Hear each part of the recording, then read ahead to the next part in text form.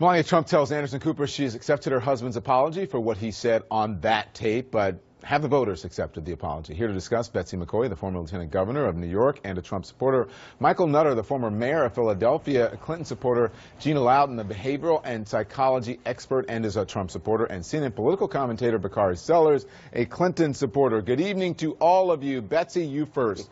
This is according to the Washington Post. 64%, Betsy, of likely voters said that Access Hollywood tape made no difference for vote. Given those numbers, do you think Melania Trump's interview tonight made a difference? Well, she was very articulate in expressing what voters already like about her husband. This was the line that I thought really captured it. She said, "He talks from the heart. He doesn't lie. He says it like it is." But does In that other make a words, difference? he's the anti-Hillary. It clearly makes a huge difference. I would guess that that's his #1 quality, appealing to voters across this country, that they know what they see is what they get. It's not the private Trump and the public Trump. It's not the constantly lying Trump. He tells it like it is. Okay, Bakari, do you think it's going to make a difference? I mean, to voters, how they view Melania Trump? I mean, we haven't heard much of her since the convention and the speech. Well, I don't anticipate this moving the needle whatsoever. In fact, I think many voters at this point are already hard and fast on who they're going to support. But I did think Melania Trump, to Betsy's point, she did reinforce what we already know about Donald Trump, that he is who he says he is, and we have to take that for what it's worth. So when he tells you in private that he commits sexual assault, it's a likelihood that when people come out and say that Donald Trump sexually assaulted me, that it comes with some veracity. And so I'm not sure it did anything today. I was really happy to see her. And one of the things that I won't do, which many Trump supporters do, is I will not get in the bedroom of Donald Trump and Melania Trump. I'm sure that she's apologized, and I hope they have a happy and healthy marriage. Yeah, you mean he's apologized, not she's apologized, right? He's apologized, yeah. excuse me. When you're married, everybody apologizes. That's the deal. I'm starting to learn that too, Betsy. Trust me. Well, it's better not to do it. So, Gina, I want you to listen to Mike Pence yesterday. We will absolutely accept the results of the election. Look, the American people will speak. It'll culminate on November the 8th. But the American people are tired of the obvious bias in the national media. That's where the sense of a rigged election goes here. Okay, so this is the whole rigged election thing. At that same interview, as the same time, I should say, as that interview was going, Trump was in the middle of a tweet storm sowing doubt about the legitimacy of the 2016 race. Here's what he says: the election is absolutely being rigged by the dishonest and distorted media pushing crooked Hillary, but also at many polling places. Sad. So are Trump and Pence on the same page here about anything? Well, I think they are on the same page. I think that, this election is definitely going to be about diligence. There's a lot at stake.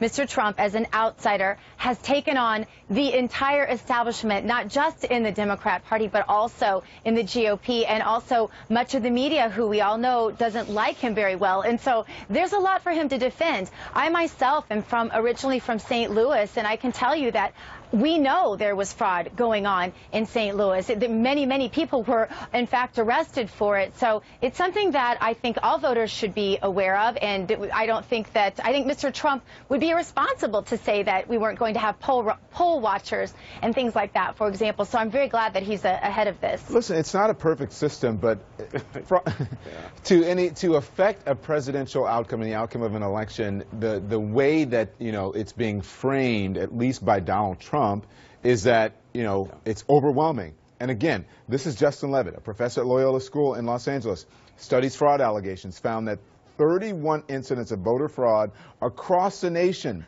since 2000, out of more than 1 billion with a B ballots cast. Michael Nutter. Go ahead, Betsy. I'd like to weigh in on this. Hold on, Michael. Go ahead, Betsy. Clearly, compared with many nations around the world, we have very legitimate electoral system. But even Alan Shulkin, for example, the New York City election commissioner, weighed in last week commenting on how much voter fraud there is in New York. I've seen it here because I've run for office here. Polling places where the machines don't arrive till noon, for example. It happens. And the Pew Foundation, which is definitely nonpartisan, has looked into this and found two things that remind us we always have to be vigilant. Yeah. One is that one out of every... I don't disagree with you. That's a different argument than saying it's rigged. Yes, everyone wants people to be vigilant. And Mayor, before you weigh in, this is Donald Trump talking specifically about Philadelphia, where you used to be the mayor. Here it is. Philadelphia is one that's mentioned. I think Romney got no votes and McCain got no votes. I mean, like, no votes.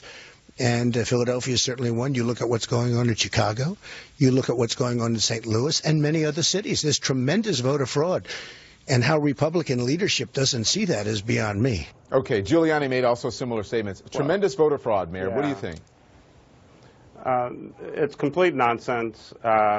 I'm quite sure that Mr. McCain and Mr. Romney got some votes in Philadelphia, but Philadelphia is a very heavily Democratic city. But to make blanket statements about Philadelphia or other cities across the country is really just ignorant and shows the novice that Mr. Trump is. He's acting like he's discovered this idea that candidates would have poll watchers. We've had poll watchers by both parties for virtually all candidates for decades. He has no idea what he's talking about. And this is just a further insult and attack, whether it's on Philadelphia or inner cities, as if, you know, black people just cheat in the voting process. He doesn't understand that the federal government does not run the voting process. The campaigns don't run the voting process. These are neighborhood people, many of whom are volunteers, working that 13, 14 hours a day from start to finish to make sure that the process runs smoothly. I do the same thing as a ward leader out in my own neighborhood. And so, again, he has no idea what he's talking about. There is not this massive conspiracy. He has self-inflicted wounds on himself with all the nonsense that's been going on for the last few weeks in the unending stabbing of himself in the neck, and then complains that somehow he's bleeding. Okay, so listen, we're going to talk about strategy coming up. Hold on, Gina. Gina, we'll get to it in the next block. Trust me, I'll let you get to it. We're going to talk about, you know, his strategy. Someone should take a drug test, and if we have time, we're going to get to SNL as well. We'll be right back.